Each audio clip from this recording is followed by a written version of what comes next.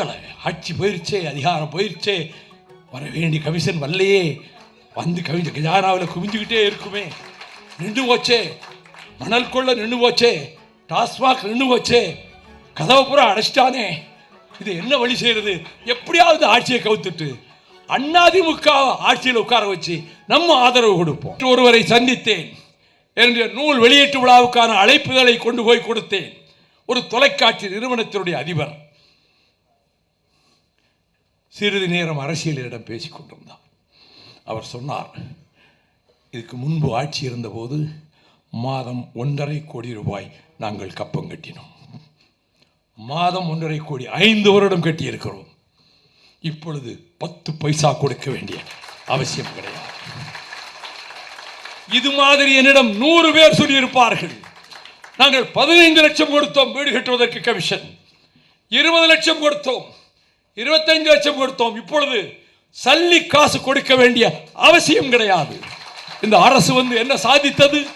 கேள்வி கடைகளை தொடுக்கின்ற அரசியல் கட்சி தலைவர்களுக்கு சொல்வேன், eradication of corruption is an Himalayan task. சுலபமான காரியம் அல்ல. இமயமலையை நகர்த்துவதை போன்றது ஊழலை ஒழிப்பது. அதில் உறுதியாக நிற்கிறார் விஜய். கமிஷனை ஒழித்து விட்டார், கரப்ஷனை ஒழித்து விட்டார். இந்த கமிஷன் வாங்கி பழக்கப்பட்டு போன பழம் நின்று கொட்டை போட்ட அதிகாரிகள் எந்த ஃபைலையும் நகர்த்துவதில்லை.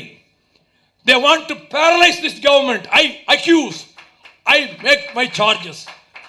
நீங்கள் நேர்மையான அதிகாரிகளும் இருக்கிறார்கள். நம்ம தாடி சிங்கி இருக்கிறாரே அவர் மாதிரி அப்பழுக்கற்ற நேர்மையான மூத்த அதிகாரிகளும் இருக்கிறார்கள். எல்லோரையும் குறை சொல்லவில்லை. ஆனால் இப்படி கமிஷன் வாங்கி பழக்கப்பட்ட அதிகாரிகளை எந்த பொறுப்பும் இல்லாத இடங்களுக்கு தூக்கி எறியுங்கள்.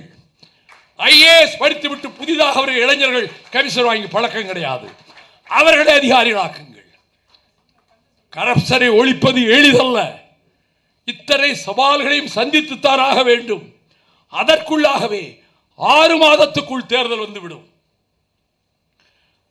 இந்த ஆட்சி நீடிக்காது. சபித்துக் கொண்டிருக்கிறார்கள்.